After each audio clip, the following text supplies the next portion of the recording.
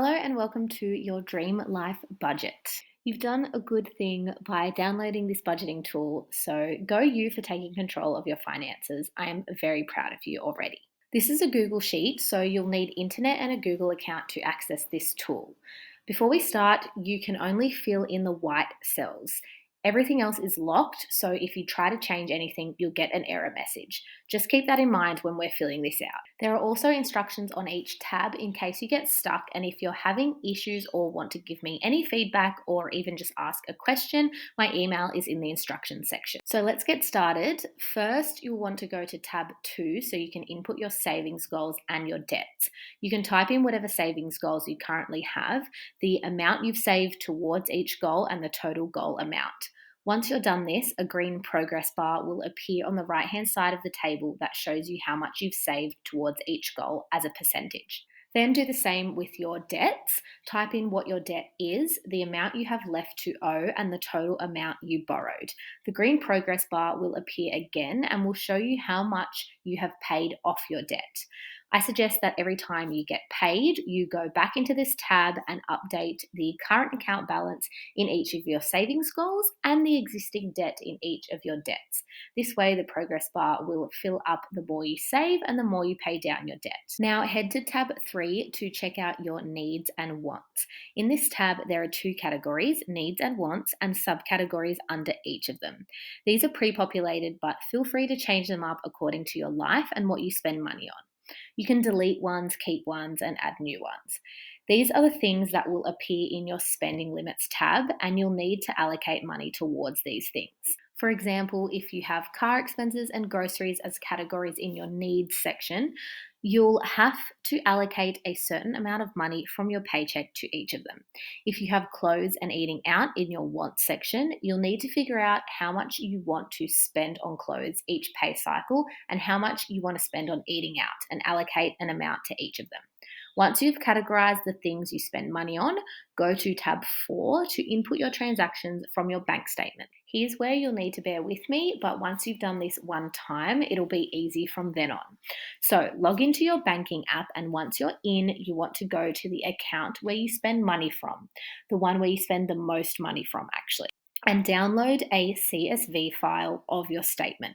This is just an Excel file, and every banking platform will have a different way for you to do this. So I can't tell you exactly how to do it on your banking platform, but if you Google it, there will be an answer. So once you've downloaded your CSV file, you're going to want to open that up and immediately delete the balance column because you won't need this and it's confusing to keep it in there.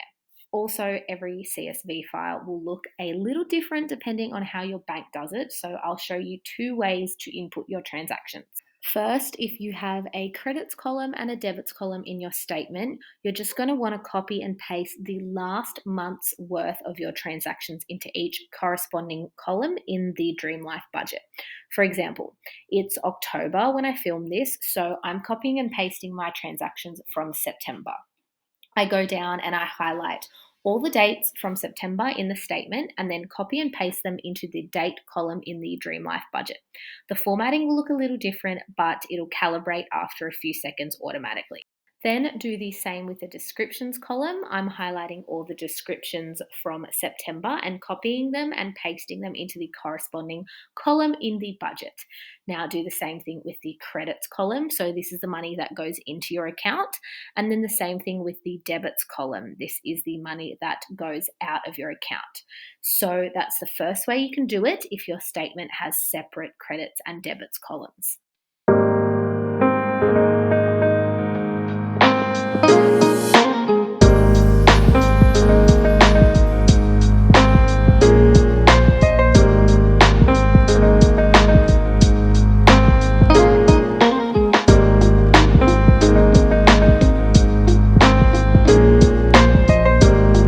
Now, if your statement has a combined credits and debits column, you have to filter the columns in your statement to separate them.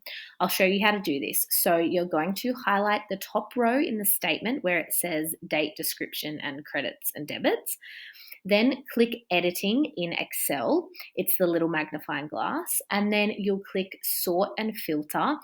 Then click filter and a pop-up box will appear. Then from the drop-down menu, choose greater than and next to that type 0 and close the pop-up box. The statement will now show you all the credits with the dates and descriptions. This is the money coming into your account. So go ahead and copy and paste the dates, the descriptions, and then the credits into the Dream Life budget.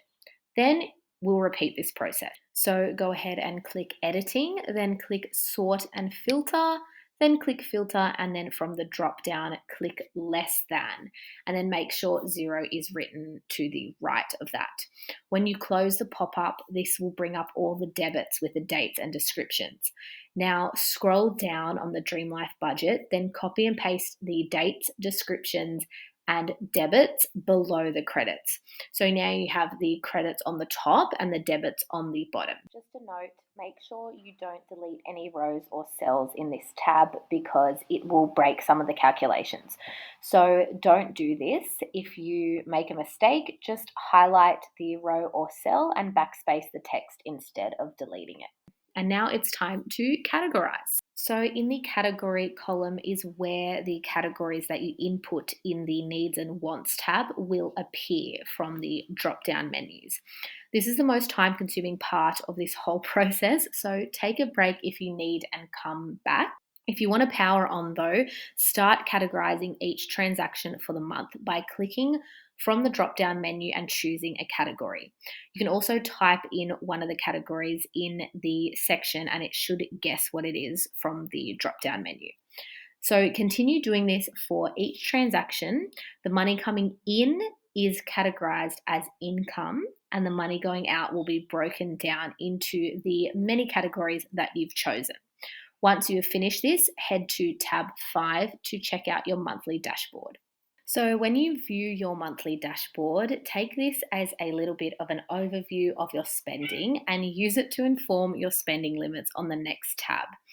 If you click the month from the green box, so I clicked September, my spending comes up in all the sections below. Your spending limits or your budget won't come up yet because you have to spend normally for 1 month before they show up. So because I've categorized my spending for September in here, when the end of October rolls around and I jump back into this budget and categorize my transactions for the month of October, my monthly dashboard will show my spending limits against my actual spending and the rest of the tables will be filled in, as well as purple bars appearing on the graph and things like that. For now, you have to just look at where you've spent your money on for the month and take note of the areas you need to allocate money to and how much, so you can accurately do this in your spending limits tab. Now head to tab 6 to craft your budget that you want to stick to for the foreseeable future. Here's where you have control to make changes to your spending habits, and these spending limits will act as your budget, which are essentially the amounts that you are allocating to spend on each category. You want to spend these amounts every pay cycle, and sticking to these amounts will allow you to achieve your savings goals and will also let you pay down your debt. First, input your average pay and the frequency you get paid. Your average pay is just the amount that hits your bank account, so it's after tax, and the frequency is how often you get paid. So I get paid $2,214 every fortnight. Then choose a category from the drop-down menu in the first column and then choose the frequency you would like to spend on that category and the amount you want to allocate to it. You can see my entire spending limits here. So I want to spend $60 on beauty every fortnight, $100 on coffee every fortnight because that's roughly 1 coffee a day, and so on. If it helps, navigate back to your monthly dashboard to see how much you realistically spend on each category. This will help you figure out how much to allocate to each thing in your spending limits. What's also great is that you can input your savings goals and debts here in the category section as well. So you can allocate how much you want to save and how much money you'll need to pay to smash down your debt.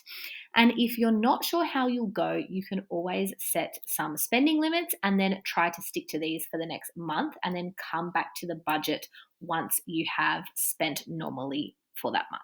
Now, go away and try to follow your spending limits for the next month, and then come back to input your savings, debts, and transactions again to view how much you allocated to spend and see how much you actually spent that month. This is what I'm showing you here. So, as you can see, the purple bars have shown up which are my spending limits or what I budgeted for, and the green bars are my actual spending. So, the rest of the tables have populated here too with spending limits and actual spending. So you can take some time to look at yours and see all the different breakdowns into the categories. You can do the same with your annual dashboard, but keep in mind it will be completely full only when you input every single month of the year in here. So it'll keep populating every month. Once you input your transactions for the next month, you can see how well you did and if you went over or under your spending limits for each category, and then adjust them accordingly for the month after. Also, just a tip, if you allocate too much money to things, your total spending limit will turn red. So, this will prompt you to adjust some categories. Otherwise, you won't have enough money. And you're all good to go. So, track your spending and adjust your limits and goals accordingly. And I really encourage you to use this as a monthly check in at the end of each month. So, allocate an hour or so to sit down and input your transactions for the previous month. Look at how much you spent and adjust your spending limits if you need to. It's really about recording where your money is going and getting used to seeing how you spend. So, once you are familiar with where and how you're spending your money, you can slowly change your spending habits and make new ones based on your goals to get to your dream life.